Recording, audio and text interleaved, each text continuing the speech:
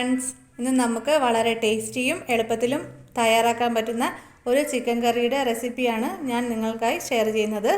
അതിനായി ഫസ്റ്റ് നമുക്ക് 1 kilo chicken കഴുകി വൃത്തിയാക്കി മഞ്ഞൾപ്പൊടിയും ഉപ്പും മുളക് പൊടിയും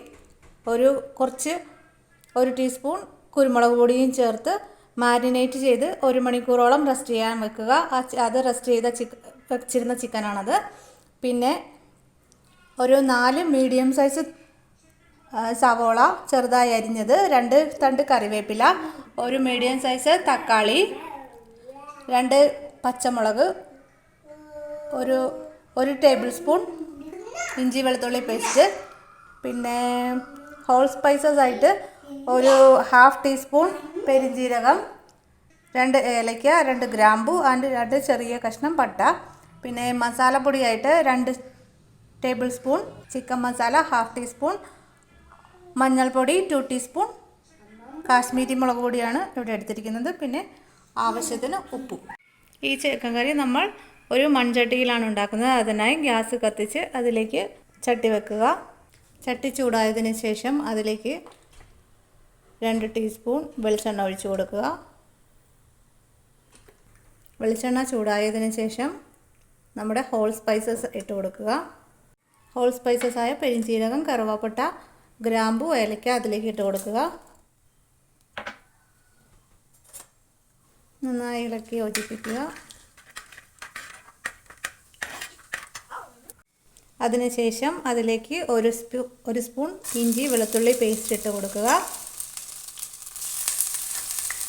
നന്നായി പച്ചമണം മാറുന്നത് വരെ ഇളക്കി യോജിപ്പിക്കുക. പച്ചമണം മാറിയതിന് ശേഷം അതിലേക്ക് നമ്മൾ അരിഞ്ഞു വെച്ചിരിക്കുന്ന സവോള ചേർത്ത് കൊടുക്കുക.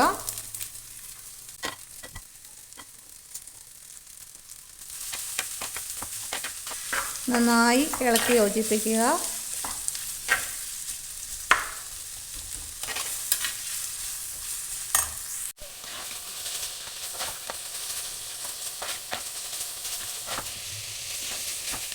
സവോള ഏകദേശം ഈ പരുവമാകുമ്പോൾ നമുക്ക് തക്കാളി ചേർത്ത് കൊടുക്കാവുന്നതാണ്. തക്കാളി ചേർത്ത് കൊടുത്ത് നന്നായി യോജിപ്പിക്കുക.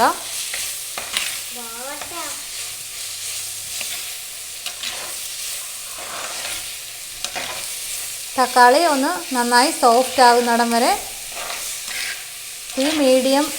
മീഡിയം തീയിലിട്ട് വേവിക്കുക.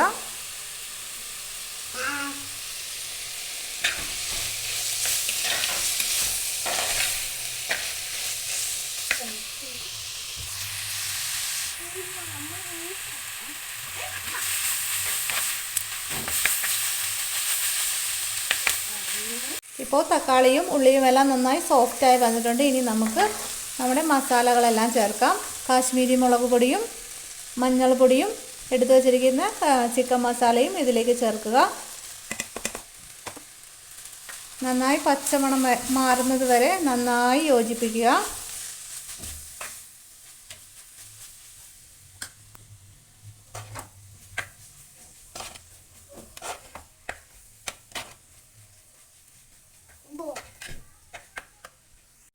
പൊടിയുടെ പച്ചമണമെല്ലാം മാറി ഇനി നമുക്ക് മാരിനേറ്റ് ചെയ്ത് വെച്ചിരിക്കുന്ന ചിക്കൻ ഇതിനകത്തേക്ക് ചേർക്കാവുന്നതാണ്.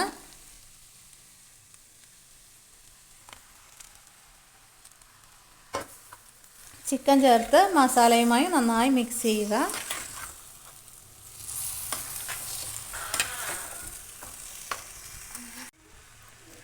ചിക്കൻ നന്നായി മിക്സ് ചെയ്ത് 2 മിനിറ്റോളം നന്നായി ഇളക്കി യോജിപ്പിക്കുക.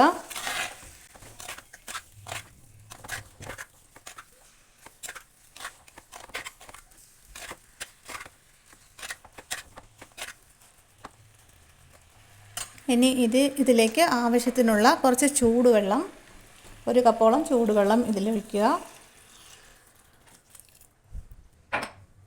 നന്നായി മിക്സ് ചെയ്യുക.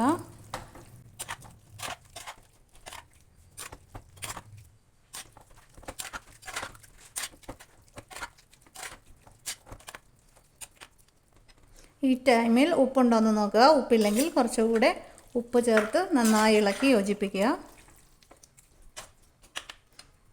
കറിക്ക് ഇനിയും വെള്ളം വേണമെന്ന് തോന്നിയാൽ കുറച്ചുകൂടെ വെള്ളം ചേർക്കാവുന്നതാണ്.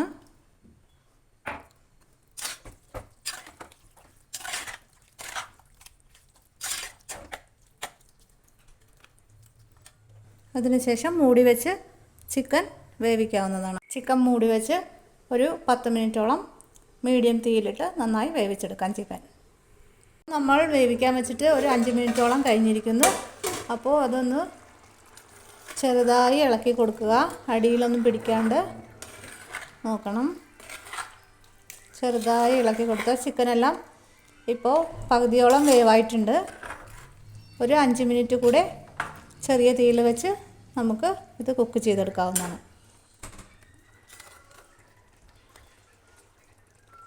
ഈ ചിക്കൻ കറി അപ്പത്തിന്, ചപ്പാത്തിക്ക്, ചോറിന് എല്ലാത്തിനും നല്ല ടേസ്റ്റി ആയിട്ടുള്ള ഒരു ചിക്കൻ കറിയാണ്.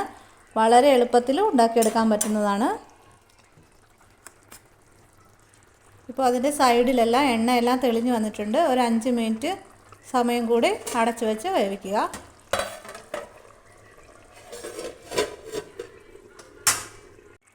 ഇപ്പോൾ ഏകദേശം 10 മിനിറ്റ് കഴിഞ്ഞിട്ടുണ്ട്. നമ്മുടെ ചിക്കൻ കറിയൊക്കെ ഏകദേശം ചിക്കനെല്ലാം നന്നായി വെന്ത് എണ്ണയെല്ലാം തെളിഞ്ഞ് നല്ല സെറ്റായിട്ടുണ്ട്. ഇപ്പം ഞാൻ ഉപ്പ് നോക്കുമ്പോൾ കുറച്ച് ഉപ്പ് കുറവാണ്. അപ്പോൾ ഞാൻ കുറച്ച് ഉപ്പ് ചേർക്കുന്നുണ്ട്.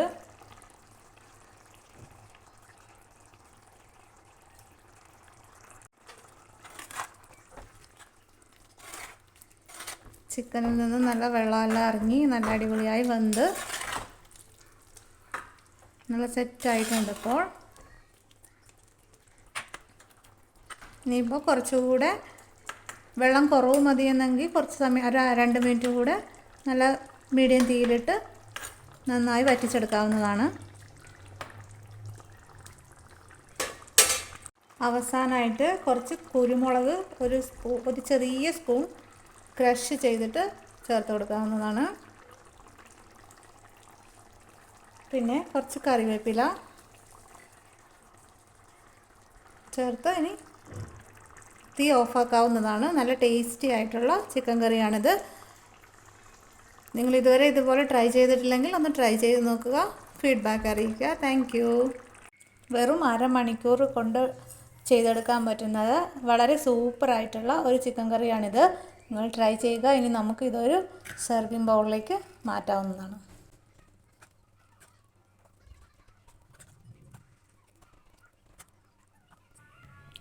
വളരെ ടേസ്റ്റി ആയിട്ട് വളരെ ഈസി ആയിട്ട് ഉണ്ടാക്കാൻ പറ്റാവുന്നതാണ്. എല്ലാ കൂട്ടുകാരും ട്രൈ ചെയ്ത് നോക്കുക, ഷെയർ ചെയ്യുക, ഫീഡ്ബാക്ക് അറിയിക്കുക. Thank you.